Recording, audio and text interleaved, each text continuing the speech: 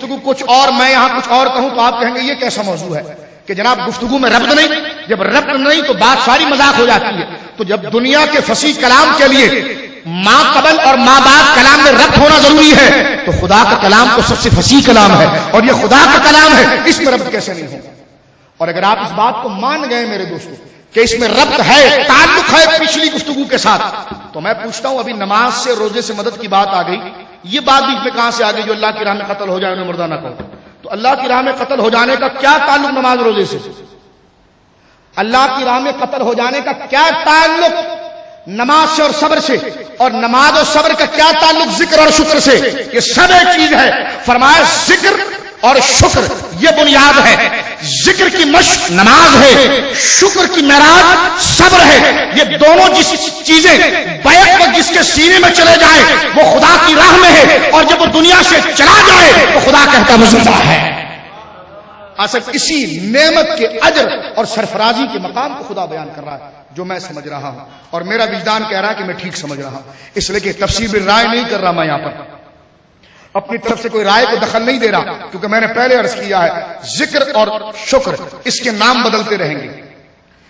ذکر کا نام کبھی صلاۃ بھی ہو سکتا ہے, شکر کا نام کبھی صبر بھی ہو سکتا ہے. ان دونوں کی کیفیت کا نام مجموعہ حیات بھی ہو سکتا ہے. ان ذکر اور شکر کے مجموعے کی کیفیت کا نام ذکر. پہلے تو ذکر جب الگ تھا تو ذکر کہلاتا تھا. توجہ چاہوں گا, ایک اور بات عرض کر دوں یہاں پر. ذکر جب الگ تھا تو ذکر کہلاتا تھا. شکر جب الگ تھا ذکر سے, ذکر جب شکر سے الگ تھا تو محض ذکر تھا, اور شکر جب ذکر سے الگ تھا تو محض شکر تھا. جب ذکر اور شکر دونوں مل گئے تو اس کا نام حیات ہو گیا. اور قرآن نے کہا بل احیا, وہی زندہ ہے کہ جس کے دل میں شکر اور ہماری یاد جمع ہو گئی. جس کے دل میں شکر اور ہماری یاد جمع ہو جائے گی. آئیے قرآن اس بارے میں کیا کہتا ہے. آخر میں آپ کی خدمت میں وہ عرض کرنا چاہتا ہوں, بات کو طوالت کے اعتبار سے کرنے کی بہت ہے, وہ انشاءاللہ زندگی رہی تو یہیں پر 25ویں شب جو شب قدر ہوگی, یعنی 24واں روزہ جائے گا, اور دوسرے دن 25واں روزہ ہوگا, اور اس کی جو شب ہوگی شب قدر میں انشاءاللہ ہم ذکر الہی کے حوالے سے وہ میں کہتا ہوں اگر کوئی مجھے بیچ دے, مجھے کسی کے حوالے بیچ دے اور وہ مجھے غلام بنا لے, یہ میں بڑی حقیقت سے اللہ کی عزت کی قسم اٹھا کر کہہ رہا ہوں کہ اگر کوئی مجھے بیچ دے, کسی کے ہاتھ مزدور بنا دے, میرا نسب کیا ہے, شہرت کیا ہے, سب چیز مان چلی جائے, اور میں گلیوں پر اپنے آقا کے کہنے پر جھاڑو مار رہا ہوں, تو مجھے قیمت کتنی ملے گی؟ ایک شخص جو آپ کے سامنے کرسی پر بیٹھا ہے, جس سے ملنے کے لیے 100 آدمی کھڑے ہیں, اس کے سر پر عمامہ ہے, وہ اپنے آپ کو سید بھی کہتا ہے, اس کا جبہ قبہ معاملات مسجد بہت چیزیں ہیں. جب ایسی کچھ نہ کچھ عظمت والا آدمی جب بک جائے ایسے مول پر کہ وہ گلیوں میں جھاڑو مار رہا ہو, جوتے صاف کر رہا ہو, تو آپ بھی سوچیں کہ پیسہ تو بہت زبردست لیا ہوگا کہ اس صورت میں بک گئے. میں خدا کی قسم اٹھا کر کہتا ہوں کہ اگر میں اس صورت میں بک بھی جاؤں تو وہ نعمت اتنی انمول نہیں جو یہ ہیرے اتنے انمول ہیں جو میں آپ کے سامنے پیش کر رہا ہوں.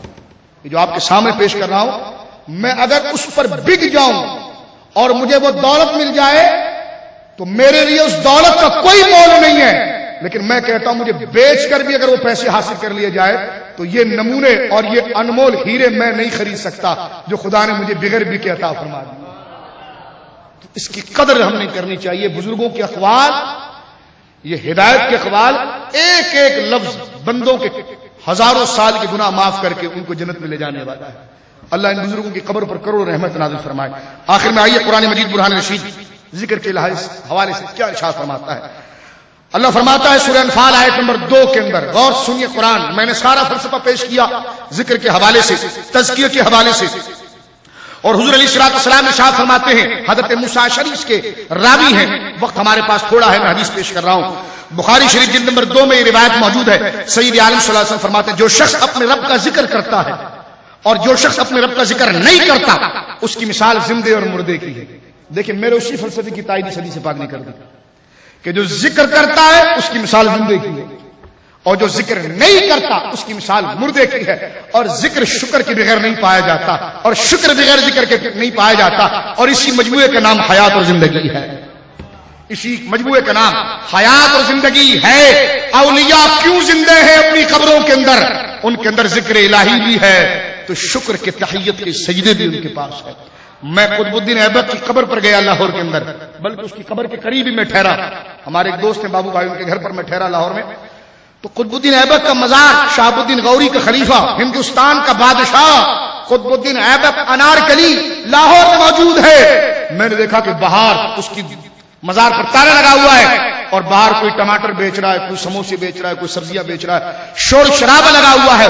میں نے چشم عبرت سے کھڑے ہو کر دیکھا اور میرے ضمیر نے کہا دیکھ تیری کیا اوقات اور حیثیت ہے، یہ ہندوستان کا بادشاہ ہے، یہ ہندوستان کا بادشاہ ہے، تجھے جانتا کون ہے؟ میرے ضمیر میں مجھ سے کہا تجھے جانتا کون ہے؟ 4 بندے تجھے نہیں جانتے۔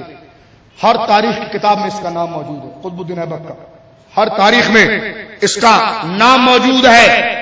یہی وہ قطب الدین ایبک ہے جس کا جانشین سلطان التمش ہوا ہے، یہی وہ قطب الدین ایبک ہے جس نے ہندوستان پر حکومت کی ہے، یہی وہ قطب الدین ایبک ہے جو شہاب الدین غوری نے اپنی وراثت، اپنی جرت، اپنی بہادری، اپنی ذہانت کا خلیفہ اسے بنایا ہے۔ مجھے ضمیر نے کہا تجھے جانتا کون ہے؟ اس سے تو تاریخ کا ہر طالب علم جانتا ہے، اس سے تحقیق کا ہر طالب علم جانتا ہے، اسے ہر علم رکھنے والا شخص جانتا ہے، تجھے کون جانتا ہے؟ لیکن دیکھ یہ بیابان میں پڑا ہوا ہے، گورنمنٹ نے اس کے قبر کے اوپر گنبد بنایا ہے، جھاڑو مارنے کے لیے خادم رکھا ہے، لیکن میں نے کسی سے پوچھا یہ کچرا کیوں ہے؟ کہا وہ بھی چور ہے، آتا نہیں ہے، ہفتے میں کبھی ایک دن آیا تو آیا اور نہیں آیا تو نہیں آیا۔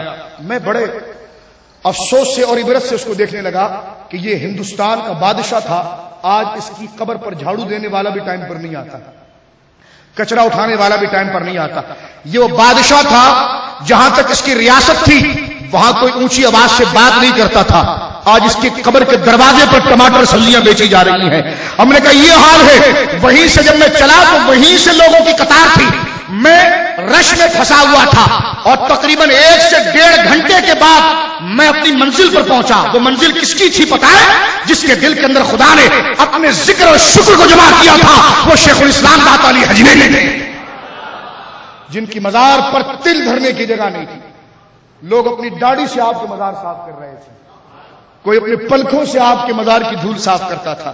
یہاں پر تو کوئی جھاڑو مارنے والا جس کو قیمت دی گئی ہے وہ بھی نہیں ہے، اور وہاں عاشقوں کا ایسا تانتا ہے، خدا کہتا ہم نہ کہتے تھے فاذکرونی اذکرکم واشکروا ولا تکفرون، تم ہمیں یاد کرو ہم تمہارا چرچا کروائیں گے، تم ہمارا شکر بجا لاؤ، کفران نہ کرو۔ اور جب ہماری یاد کو جمع کر لیا تو ہماری یاد تمہارے دل میں آئی، آخری بات کر کے تقریر ختم کرتا ہوں، چلیں، ہماری یاد تمہارے دل کے اندر آئی، کیسے پتا چلے گا اللہ ہمیں یاد آیا؟ فرمایا جب نعمتیں بھی یاد آ رہی ہیں۔ یہ اللہ کی یاد کی صداقت جو ہے وہ اللہ نے خود بیان فرمائی کہ میری یاد تمہارے دل میں جب ہوگی اور میری یاد میرے قریب جب میری یاد کہلائے گی، جب میں بھی یاد آ رہا ہوں اور میری نعمتیں بھی تمہیں یاد آ رہی ہیں، اور جب میں یاد آیا اور میری نعمتیں بھی یاد آئی تو زبان تو کہہ رہا ہوگا سبحان اللہ و بحمدہ، اور آنکھیں شکر کے سجدے کر رہی ہوگی مولا میں اس لائق نہیں ہوں کہ تو نے مجھے یہ نعمت عطا فرمائی ہے، میں اس لائق نہیں کہ تو نے یہ نعمت عطا فرمائی۔ ایک آخری حدیث پاک پیش کر کے میں اس درس کو موقوف کرتا ہوں۔ ذکر کی آیات کو انشاءاللہ شب قدر میں آپ کی خدمت میں زندگی رہی تو پیش کرنے کی کوشش کروں گا، لیکن آخر میں سن لیجئے، محروم یہاں پر بھی کوئی نہیں ہے۔ غوث پاک کا مرید کیسے محروم ہو سکتا ہے؟ صحیح عقیدہ رکھنے والا کیسے گویا کہ محروم ہو سکتا ہے؟ حضور نے وعدہ کیا ہے، وعدہ میرے آقا کا ہے، وعدہ ان کا ہے کہ جو رب کی رضا کے بغیر کچھ نہیں بولتے، وعدہ ان کا ہے کہ جن سے رب کی دہک بھی پوشیدہ نہیں ہے۔ رب اگر دہک کرے تو مصطفیٰ بھی مسکراتے ہیں۔ صحابہ کہتے ہیں حضور آپ خاموشی میں تنہائی میں مسکرا رہے ہیں، کیوں مسکرا رہے ہیں؟ فرمایا خدا اس بندے کو دیکھ کر مسکراتا ہے تو میں خدا کو دیکھ کر مسکراتا ہوں۔ دہک تو من دہک رب العالمین، سبحان اللہ، یہ میرے آقا کی شان ہے کہ جس سے دہک الوہی پوشیدہ رہی اس سے رب کے کون سے راز پوشیدہ ہوں۔ یہ رب کے محبوب اعظم ہے، مخلوق کو جو راز عیا کرنا ممکن ہے وہ سارے راز مصطفیٰ پر عیا ہو گئے ہیں۔ ہاں مخلوق کے لیے جو محال ہے وہ خدا کی شایان شان ہے۔ جو مخلوق کے لیے محال ہے وہ خدا کے شایع نشان، یہ ہمارا سچا عقیدہ جو میں بیان کر رہا ہوں آپ کے سامنے، جو مخلوق کے لائق نہیں وہ خدا کے لیے ہی شایع نشان ہے، اور جو مخلوق کے لائق ہے کسی کو ایک دو دیا گیا اور سارا سمندر بے اکٹھا مصطفیٰ کے سینے پر اتار دیا، سب کچھ انا اعطیناک الکوثر کوثر کہہ کر دے دیا گیا۔ یہاں محروم کوئی نہیں ہے، کہیں انشاءاللہ رب کی نعمتیں یاد کرو، رب کا انعام یاد کرو، کوئی کم نعمت ہے؟ کوئی کہاں پڑا ہوگا اور آپ اللہ اللہ کرنے یہاں جمع ہو گئے، اللہ اللہ کرنے یہاں جمع ہو گئے، یہ کوئی کم نعمت ہے؟ بزرگوں نے یہ کہا نا کہ دل لذت نہیں پا رہا، زبان تو کر رہی ہے نا، فرمایا زبان کو لگائے رکھ لگائے رکھ لگائے رکھ، اور یہ خیال کر کے دل لذت نہیں پا رہا زبان کو لگائے رکھ، اور جب زبان کو یہ پتا چل جائے، زبان کو یہ بات بول کہ اللہ کا ذکر ہو رہا ہے، جس نے نعمت دی اس کا ذکر ہو رہا ہے، بس پیچھے سے تصور کو دل میں اتار اور زبان کو جاری رکھ، زبان کو روکنا نہیں۔ تسبیح چل رہی، لوگ کہتے تم باتیں کر رہے تسبیح چلا رہے ہو، میں تو فتویٰ دیتا ہوں چلاتے رہو، چلاتے رہو، اس عادت کو ختم نہ کرو، لیکن اس عادت پر رکھے نہ رہو۔ ہاں، جن بزرگوں نے اس عادت پر منع کیا ہے وہ ان کے لیے میں تدبیر کر دیتا ہوں، یہ ان کے لیے منع کیا جو تسبیح چلاتے رہتے ہیں، پیچھے لوٹنے کی کوشش نہیں کرتے، اور میں جو کہہ رہا ہوں اس لیے کہ تسبیح چلاتے رہو، باتیں کرتے رہو، لیکن سوچتے رہو کہ صرف تسبیح نہیں چلانا، چلانا دل کو ہے، تو پھر جب فکر بندے کی اس طرف آتی ہے تو پھر تسبیح رہ جاتی ہے، دل خود بخود چلنا شروع ہو جاتا ہے۔ اللہ اکبر۔ میرے دوستو، آپ، میرا دل ابھی یہاں پر یہ کہہ رہا ہے، لیکن میں اپنے دل کو مطمئن کرنے کے لیے، اللہ کی رحمت کتنی وسیع ہے، اور کتنی پیاری بات مولانا حسن رضا خان صاحب نے کہی کہ تیری وحشتوں سے اے دل مجھے کیوں نہ آ رہا ہے، تو کتنا سخت اور بے حس ہو گیا ہے، اور اے دل کتنا ڈھیٹ ہو گیا ہے۔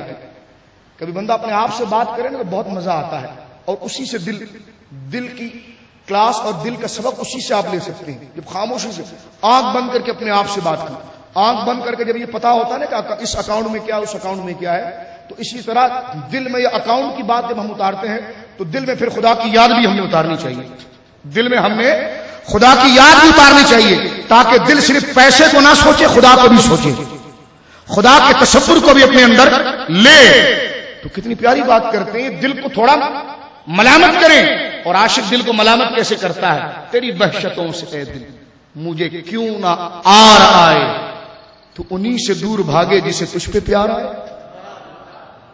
تو انہی سے دور بھاگے جسے تجھ پہ پیار آئے، اور جس کا دل زندہ ہو جاتا ہے نا وہ پھر کہتا ہے، جس کا دل زندہ ہو جائے نا پھر وہ کہتا ہے، اور بڑے خوبصورت انداز میں کہتا ہے، دل میں ہو یاد تیری گوشائے تنہا، جس کا دل زندہ رہتا ہے تو پھر وہ یوں کہتا ہے کہ دل میں ہو یاد تیری گوشائے تنہائی ہو، پھر تو خلوت میں عجب انجمن آرائی مجمع میں ہوتی ہے، خلوت میں نہیں ہوتی، لیکن عاشق الٹی ہی چال چلتے ہیں دیوان گانے، آنکھوں کو بند کرتے ہیں دیدار کے لیے، یہ مجمع کو انجمن نہیں سمجھتے، یہ مجمع کو ویرانہ سمجھتے ہیں، ان کی انجمن، ان کا اجتماع کب